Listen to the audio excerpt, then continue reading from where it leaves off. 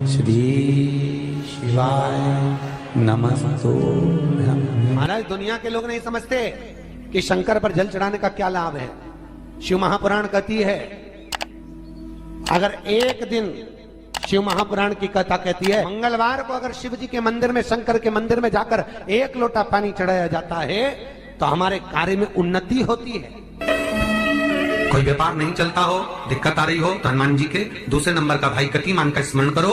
हनुमान जी के उल्टे पांव का सिंदूर लाकर गतिमान का नाम लेकर स्वस्तिक बना दिया जाए व्यापार वाली जगह पर, तो व्यापार अच्छा चलने लगता है महाराज। कोई व्यक्ति पैसा खा गया, नहीं दे रहा, बहुत परेशान हो गए, मांग मांग कर दे गए, नहीं दे रहा, हाथ जोड़ लिए, पांव जोड़ लिए, सब कुछ कर लिया, नहीं दे रहा, तो हनुमान जी के तीसरे नंबर का भाई रतिमान, रतिमान, गतिमान नहीं, रतिमान, रतिमान का नाम लीजिए। पीपल के पत्ते पर लाल सिंदूर से जो व्यक्ति पैसा लेकर गया उसका नाम लेकर बहते हुए पानी में अपनी कामना कर रतिमान का नाम लेकर छोड़ दीजिए। 15 दिन में रतिमान ऐसी उतावली मचाता है कि उसको हाथ जोड़कर वो खुद फोन लगाकर बोलता, भैया तेरा मैं पैसा लौटा दूंगा। रतिमान का स्मरण किया जाता है।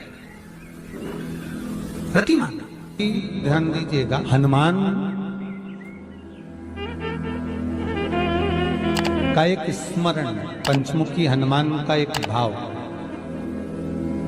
महाराज जैसे बहुत ज्यादा तकलीफ अगर व्यक्ति को हो गई है, बहुत कष्टमय जीवन चल रहा है, हार गए हर जगह से और तकलीफमय जीवन चल रहा है, तो पंचमुखी हनुमान का एक शिव महापुराण का और स्कंद पुराण का एक बड़ा सुंदर मंत्र है। उस मंत्र को आप सब एक बार हमारे साथ में बोलें। ओम नमो हनुमते रुद्र अवताराय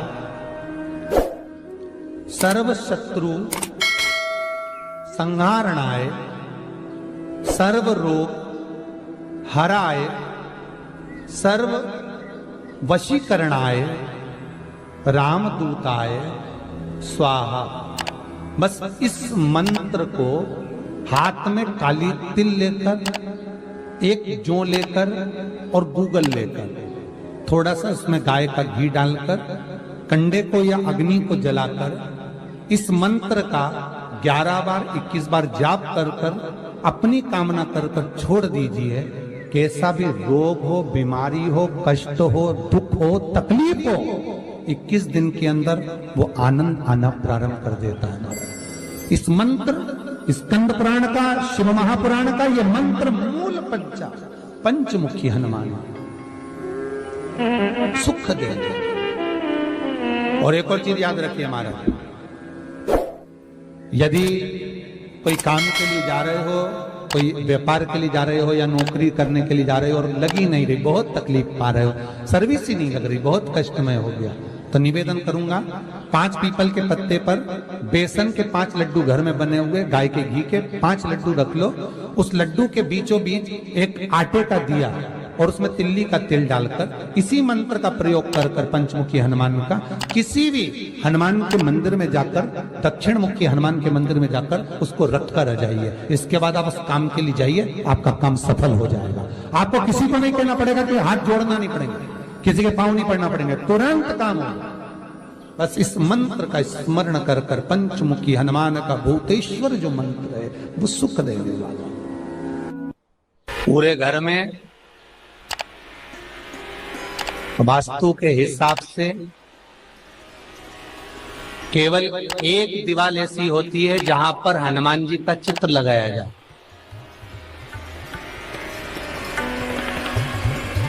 चाहे तुम पर्वत उठाने वाला चित्र लगाओ हनुमान जी का, चाहे बैठे हुए लगाओ, चाहे रामायण पढ़ने वाला लगाओ, चाहे लंका दहन करने वाला लगाओ, चाहे राम नाम जपने वाला लगाओ, चाहे लक्ष्मण को संजीवनी देने वाला लगाओ, चाहे मौन मुद्रा में लगा दो, चाहे स्तुति में लगा दो, चाहे भजन में लगा दो। हनुमान जी का कोई भी चित्र लगता है तो ना पूरब में लगेगा, ना पश्चिम में लगेगा, ना दक्षिण में लगेगा। हनुमान जी का अगर चित्र लगता है तो उत्तर की दीवार में दक्षिण को देखते हुए लगता है, केवल एक ही स्थान।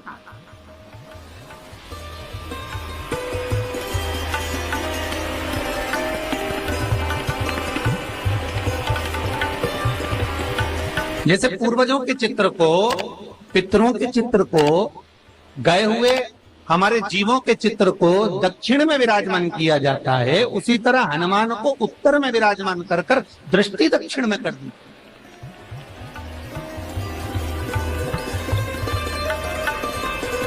घर में हनुमान जी के जितने फोटो होते हैं उसको केवल दक्षिण दिशा में लगा, वो उत्तर दिशा में लगा बिठाते थे, और दक्षिण की ओर उनकी दृष्टि होना चाहिए, दक्षिण की ओर उनका मुख होना चाहिए।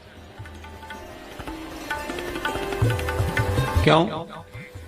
महाराज, अगर व्यक्ति के जीवन में कोई बीमारी आने वाली है, व्यक्ति के जीवन में कोई रोग आने वाला है, व्यक्ति के जीवन में अगर कोई कष्ट आने वाला है, व्यक्ति के जीवन में अगर कोई परेशानी आने वाली है, व्यक्ति के जीवन में कोई एक्सीडेंट का योग भी बनने वाला है, तो शास्त्र कहता है वो दिशा दक्षिण से ही बनता है।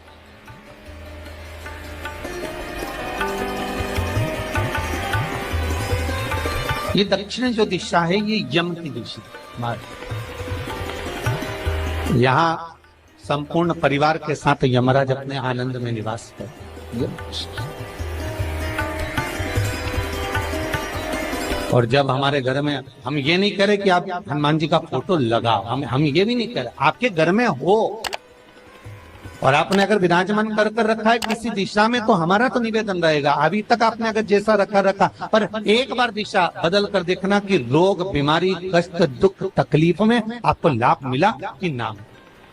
हनुमान जी ने केवल दक्षिण दिशा की ओर अगर मुख कर हमने विराजमान कर दिया, फोटो ही विराजित किया। हम ये नहीं कहेंगे आपसे कि आप बाजार से फोटो खरीद के लाओ फिर लगाओ, नहीं, आपके घर में हो तो आप लगा दें, आपके घर में हो तो विराजमान।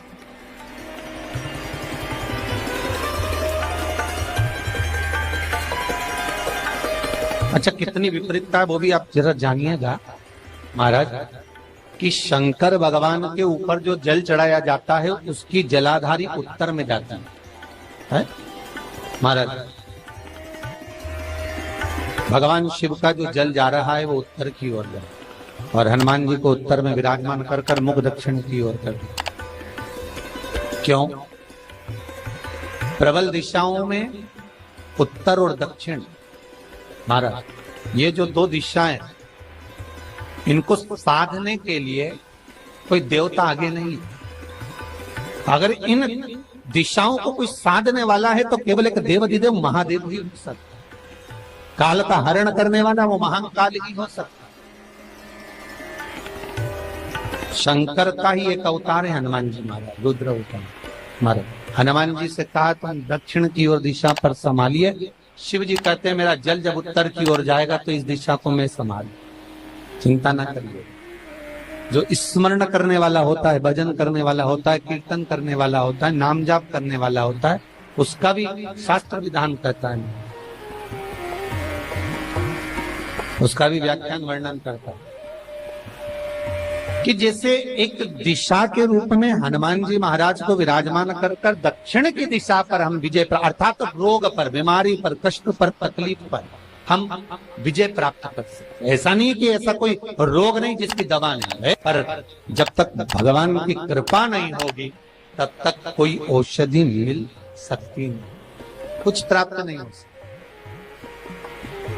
जब भगवान करुणा करते हैं तो आप रूप कुछ ना कुछ सुख की अनुभूति हो जाती है, अपने आप सुख का भान हो जाता है।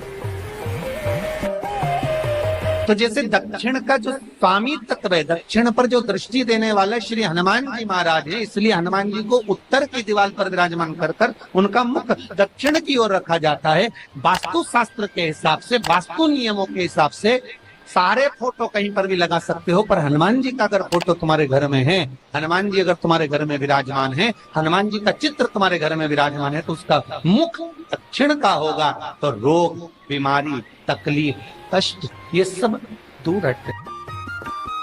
कई लोग प्रश्न करते हैं, गुरुजी आप कहते हो कि हनुमान जी महाराज शंकर भगवान का एक अंश स्वरूप है,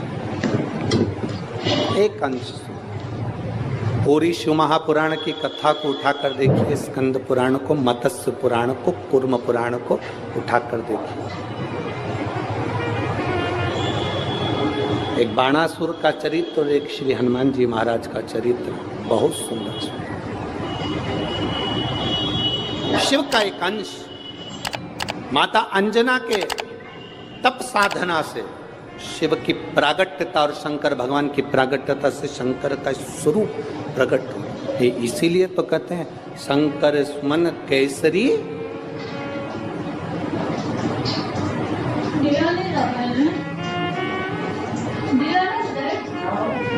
शिव का एक स्वरूप है हनुमान जी। हम तो हमेशा कहते हैं अगर आप हनुमान जी का भी दर्शन कर रहे हैं तो ये अंदाजा लगा कर रखें कि आप शंकर का दर्शन कर रहे हैं। आप शंकर का दर्शन कर रहे हैं तो ये अंदाजा लगा कर रखें कि आप हनुमान जी का दर्शन कर रहे हैं। सब एक, कोई भेद नहीं, सब एक, कोई भेद नहीं। देवताओं, आप एक बेलपत्र, जैसे आप एक बेलपत्र कि ये दो जो पत्तियां होती हैं, जरा ध्यान देंगे, ये दो जो पत्ती नीचे की रहती है बेलपत्र, आगे का भाग एक बेलपत्र और नीचे की जो ये दो पत्तियां होती हैं, इन दो पत्तियों के ऊपर एक एक शमी पत्र। ये दो जो पत्तियां हैं, इन पत्तियों के ऊपर एक एक शमी पत्र और लाल चंदन ये रखकर कितना भी रोगीला व्यक्ति हो, रोग से ग्रसित व्यक्ति हो, जिंदगी में कितना ही दुख पड़ रहा हो, बेलपत्र की ये दोनों पत्ती जिसके ऊपर शमी पत्र रखकर, लाल चंदन रखकर श्री हनुमान जी महाराज और हनुमान जी महाराज के तीसरे नंबर के भाई श्री गतिमान जी। हनुमान जी कितने भाई हैं?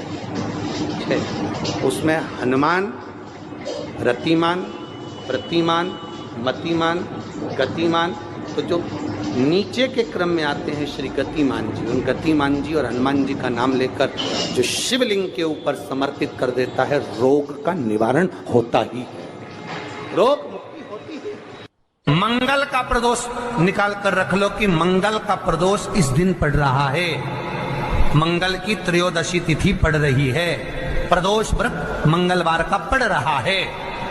और जिन लड़का लड़की को मंगल होते हैं, जिन कन्या और वर को मंगल होते हैं, केवल शंकर भगवान के मंदिर में जाकर चौमुखी दिया, 4 बत्ती का दिया आटे का, उसमें घी डालकर लड़की शंकर भगवान के मंदिर में मात्र 7 बार शंकर पे से उतार कर 3 बार स्वतः उतार कर शिव के मंदिर में रख देती है, उसका मंगल आड़े आता ही नहीं है, मंगल नहीं आता सामने।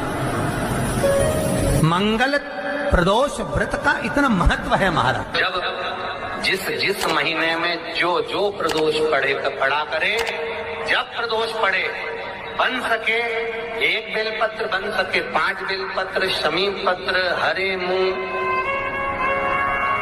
हरा मूंग, बेलपत्र, एक कलश के अंदर थोड़ा सा पानी लेकर 1 बेलपत्र, हरा मूंग, शमी पत्र डालकर और उसमें थोड़ा सा गुड़ डालकर भगवान शिव का स्मरण कर कर प्रदोष काल में, मान लो कोई काम आपका बहुत जरूरी है, बहुत दिनों से आप थक गए हैं, नहीं हो रहा, कर्जा बढ़ रहा है, धन नहीं आ रहा, व्यापार नहीं चढ़ रहा, या कोई समस्या बहुत प्रबल है, कोई एग्जाम में बैठ रहे हो नहीं हो रहा, परीक्षा भी दे दी है, रिजल्ट आने ही वाला है, तो भी प्रदोष काल में, प्रदोष के समय वो जल, मूंग, शमी पत्र और बेलपत्र और गुड़ का शंकर के शिवलिंग को समर्पित करना प्रारंभ कर दो।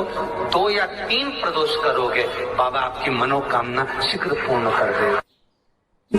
शंकर भगवान पर चढ़े हुए जल जब नीचे की ओर आता है, जिस जगह पर जल गिरता है उस जगह पर मात्र 1 दुर्वा प्रदोष के दिन अपनी कामना कर कर इस शरीर के सुख के लिए शंकर भगवान के जल गिरने वाले स्थान के पास में अवधूतेश्वर महादेव के नाम से रख दी जाती है, तो जिंदगी में कभी बड़ी बीमारी नहीं आती। उसी तरह जिससे रोग को समाप्त करने के लिए दुर्वा का प्रयोग किया जाता है। कभी ऐसा योग लगे आपके जीवन में कि आप जिस व्यापार को आपने करा उस व्यापार में आपको फल नहीं मिला, फिर आपने व्यापार चेंज करा, फिर बदल कर देखा, फिर उस व्यापार को कर देखा, उसमें फल नहीं मिला, फिर आपने वापिस व्यापार को बदलने का विचार किया, तो हमारा निवेदन रहेगा उस व्यापार को बदलने से पहले एक काम जरूर कर देखें। 3 स्थान पर बेलपत्र को चढ़ाकर देखिएगा।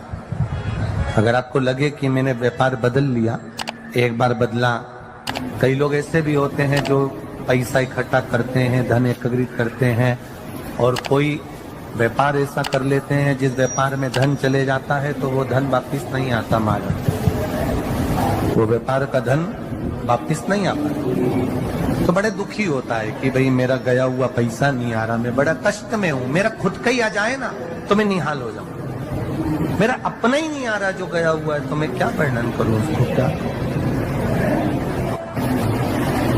उनके लिए भी ये प्रयोग, ये शिव विद्येश्वर संहिता का ये भाव बड़ा सुंदर है।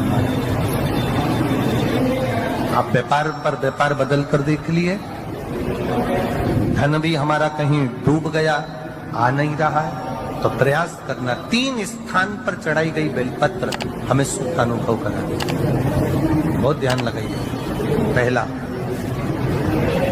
अशोक सुंदरी की जगह। अब ये बेलपत्र जब भी आप चढ़ाएंगे तो रविवार की अगर प्रदोष पड़ जाए, कौन से दिन? रविवार की प्रदोष के दिन ये प्रयोग अवश्य कर देखिएगा। ज्यादा बार नहीं करना है, केवल एक ही बार करना, बाबा स्वयं कृपा करेगा। अपने मंदिर में, अर्थात अपने घर के पास कोई मंदिर हो, शिवालय हो, देवालय हो, जहां शंकर भगवान विराजमान हो, शिवलिंग हो, ऐसी जगह पर अवश्य करें। हमें कहीं दूर जाकर ये प्रयोग नहीं करना, अपने शिवालय, अपने जो घर के आसपास में शिवालय हो वह। एक बेलपत्र अशोक सुंदरी वाली जगह। अब उसको अशोक सुंदरी की जगह पर भी चढ़ाने का तरीका क्या है? जब हम बेलपत्र चढ़ाएंगे तो उस बेलपत्र को चढ़ाते समय आपकी जो बेलपत्र की डंडी है, वो बेलपत्र, रविवार प्रदोष के दिन का ये उपाय है महाराज। ये बेलपत्र की जो डंडी है, इस डंडी का भाग शिवलिंग की ओर होना चाहिए। ये जो डंडी है, इसका भाग अशोक सुंदरी पर जब चढ़ाएंगे तो शिवलिंग की ओर इसका भाग होगा महाराज। दूसरी, बेलपत्र को जब हम समर्पित करेंगे, जया, विषहरा, शामरीवारी, दौतली, देव, मान लो जलाधारी ऊपर नहीं है शंकर जी के, तो उसका स्मरण कर 5 कन्याओं का नाम लेकर, जया, विषहरा, शामलीवारी, दौतली, देव, इनका स्मरण कर शंकर भगवान के शिवलिंग पर बेलपत्र रखेंगे। बेलपत्र कहां रखना है? आप अगर यहां बैठे हो तो आपके विपरीत में डंडी का मुख होना चाहिए। ये बेलपत्र की जो डंडी है, इसका मुख आपके विपरीत में हो। आप यहां बैठे हो तो डंडी उधर होगी, आप इधर बैठे हो तो डंडी का मुख इधर होगा, आप उधर बैठे हो तो डंडी का मुख इधर होगा। आपके ठीक विपरीत की ओर डंडी का मुख हो।